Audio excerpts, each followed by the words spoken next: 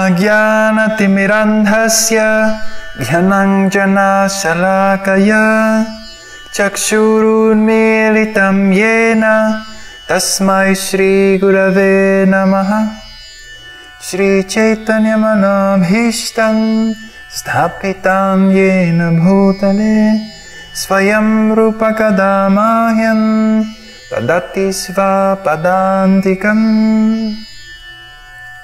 Today we're going to read Bhagavad Gita, chapter 4, verse 31.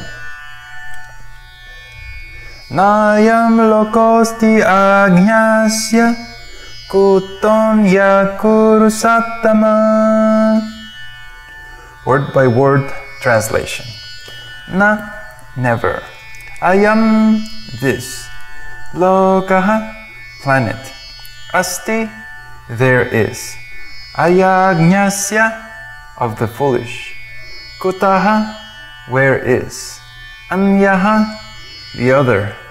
Kurusattama, O best among the Kurus. Translation.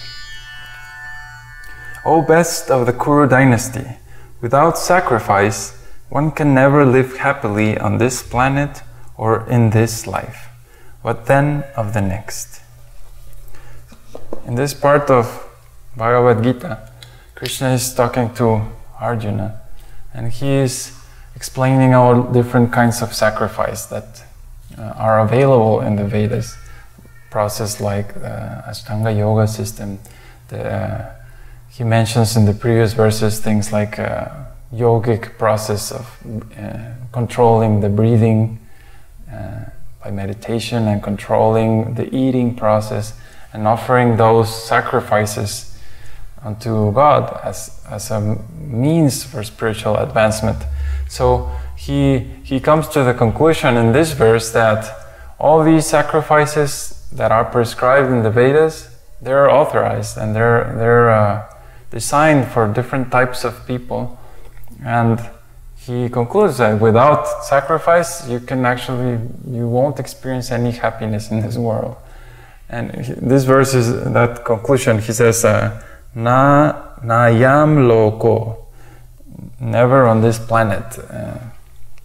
So Krishna is indirectly mentioning that, well, there is this earthly planet that you're living in right now, and in this particular planet you can enjoy happiness or experience happiness by the process of sacrifice.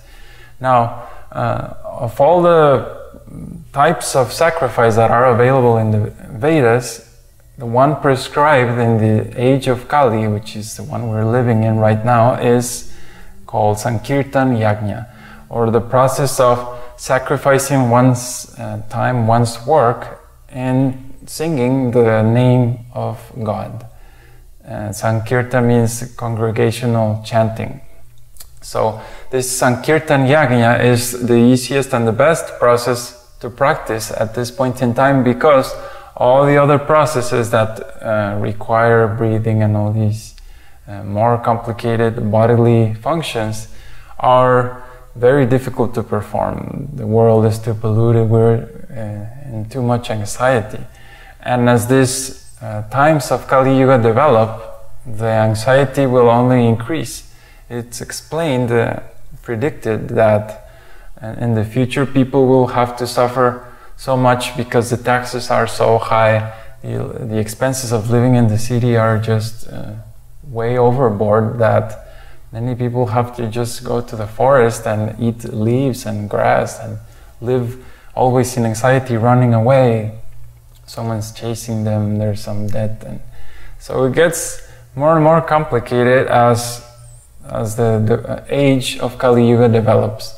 So without sacrifice, there's no meaning for the process of religion. Religion, any kind of religion, is always based on some process of sacrifice, some kind of penance or some kind of austerity. And you will see that in any bona fide religion in the world, they will have some kind of austerity or sacrifice in which, today, I don't know, for example, we fast every 11th day after the full moon or new moon, And some other practices recommend in certain times of the year when there's this certain festival, then one should walk for 10 miles barefoot.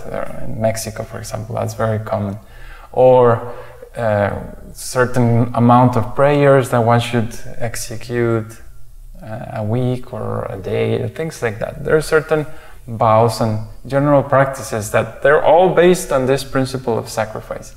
And we experience that when we sacrifice things like that, our natural tendency, and we sacrifice that to offer it to God, we actually experience happiness.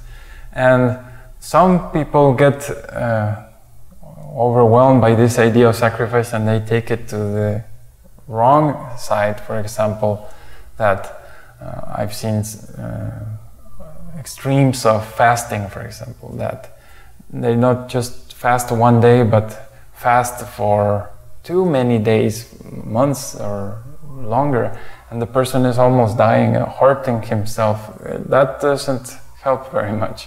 But the process of sacrifice in general is very, very necessary, because it is what makes one progress in spiritual life. And one can actually experience the results of sacrifice, which are compared to nectar.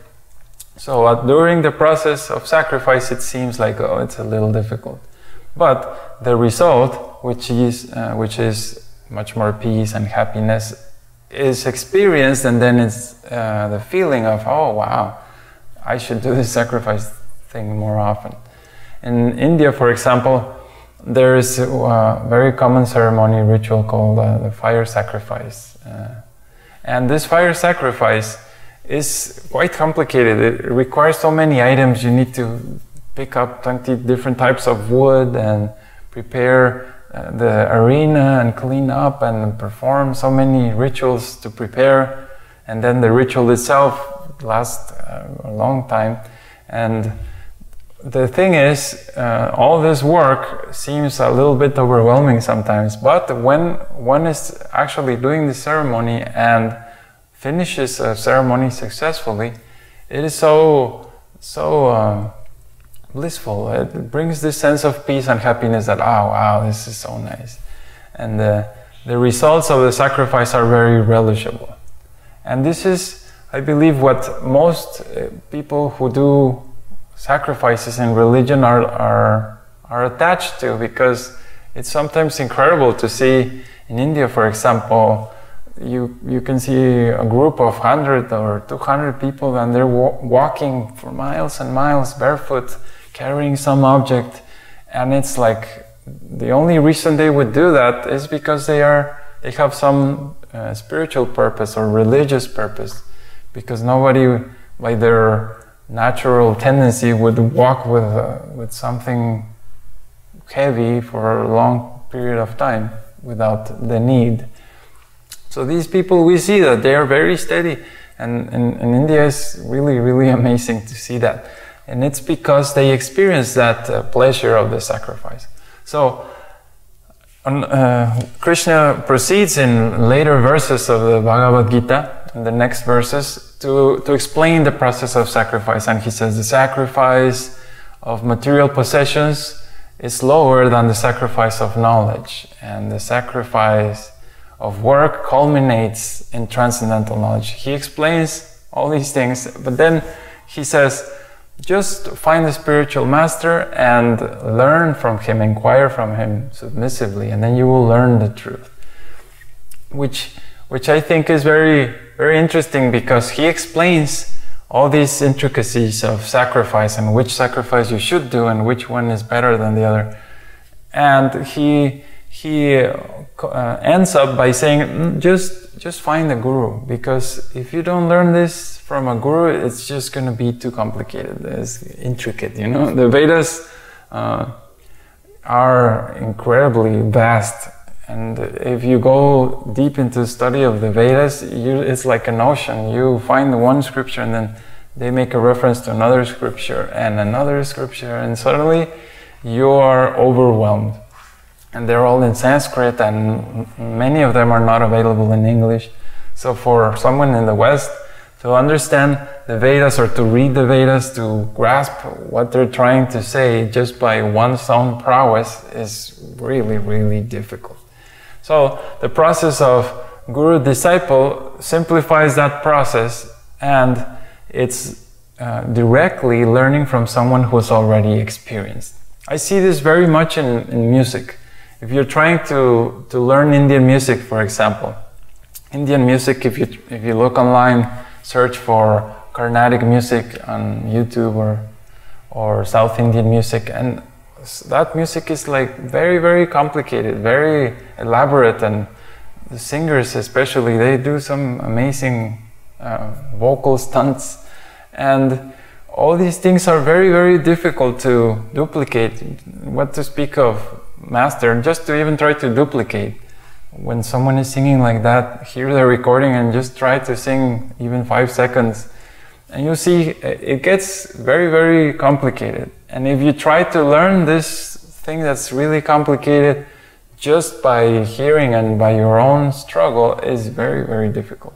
But if you have a teacher that already knows this process of singing, and he has already trained like that, then it's much easier. It just makes your life like a million times easier. And in the course of a year or 2 years, one can learn at least the basics of Carnatic music and actually start performing some songs. So the Vedic knowledge is pretty much like that. It's so vast and so complicated that if you try to look it from the outside, it's like trying to lick a bottle that has honey. Very difficult to really understand what's all about. So when we see in musicians, again, if you study the life of a good musician, you will see that when they were 5 years old, they were already in some kind of music business, or their uncle or many members of their family were always encouraging practicing a musical instrument, learning music, singing, or whatever. So that child, because he grows up with this influence all the time, then by the time he develops his own skills, then he's really talented and he has very good taste. And you can do the search for any artist that's talented these days or in the past, and you will see the same pattern. You can't really say, oh, this guy is completely amazing and he never had any influence. No, influence is necessary. And in the spiritual life, this is called sadhu sangha. When you're watching this video or talking to others about spiritual life, this is associating with people who are like-minded, who are following this path of the Vedas and elevating themselves through the process of sacrifice. So then one finds a guru, as Krishna suggests, and continues this process of learning. And when guru is available, then everything is so much easier. Fortunately, we have these amazing books left by Srila Prabhupada, and he gives all these beautiful instructions and reveals the secrets of spiritual life from the Vedic point of view in such a way that it makes it really, really easy. That is the power of the Guru. He can reveal these things. Now, coming back to the concept of yajna, of all the possibilities of sacrifice, that I can walk for 30 miles for God with a heavy object, or I can meditate and control the breathing process or the eating process or some kind of body exercise, or sacrifice my material possessions, give it all away and renounce, go to the forest. Of all these kinds of renunciation or sacrifice that one can perform, the best is Sankirtan Yajna, the chanting of the holy name. There's a very unique feature of this process of chanting the holy name, because most of all other processes, like I was mentioning, walking and all this stuff, have a very unique quality that they're always self-centered. They are mostly the performer does this practice, and only the performer gets the benefit. So Lord Chaitanya, 500 years ago, he came and he taught this process of Sankirtan Yajna, and it's very, very different because of this quality. When you sing the holy name in congregation, then that singing does not only benefit the person who's singing, but everyone else who's hearing. And this has a very different mood of mercy, of sharing spiritual benefit with others. And this is very noticeable in Srila Prabhupada, the commentator on this Bhagavad Gita, because this fact of being merciful changes the complete approach to spiritual life. It's not only, oh, I should be happy and forget the world, I'll just go in the room and close the door and I'll just be happy, which is what most spiritual practices aim for, to, oh, now I will be happy and then I will share this process of how to be happy with others. And then I will share this experience, this happiness together. And the experience is completely different. It's much harder, but it is the best way to achieve spiritual success in these times that we're living in. It's more like a brotherhood. You lift someone up and then they lift you up, and then you lift someone else and they lift someone else, and it creates like what we're seeing more today in the internet, like a viral kind of experience, that something sparks something that creates something greater. And this is the power of Sankirtan. One person singing in the street, well, it's not very powerful, but when you see 50 persons dancing and being very happily singing the names of the Lord, it starts to become very interesting. And in the times of Lord Chaitanya 500 years ago, these events that he organized were extremely exquisite. The drummers and different instrument players would arrange in a specific formation, and there would be a dancer and someone singing, and it was such a beautiful presentation of singing, a musical presentation, singing and dancing, that everybody who saw, they were crying. They was, wow, it's so beautiful. So you can imagine the power of this process.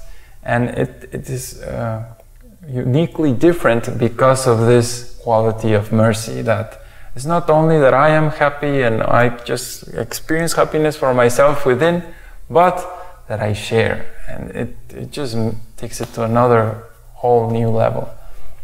So it will take some time to achieve, to rebuild that, because it has been degraded over time, especially in the musical side. The tuning of the instruments and all these things have been unfortunately lost. But if we work together, we can bring that back, and through the power of the internet, we can share this to the world and make something very beautiful. If you have any questions or comments, please visit our website, thevedicway.org. Hare Krishna.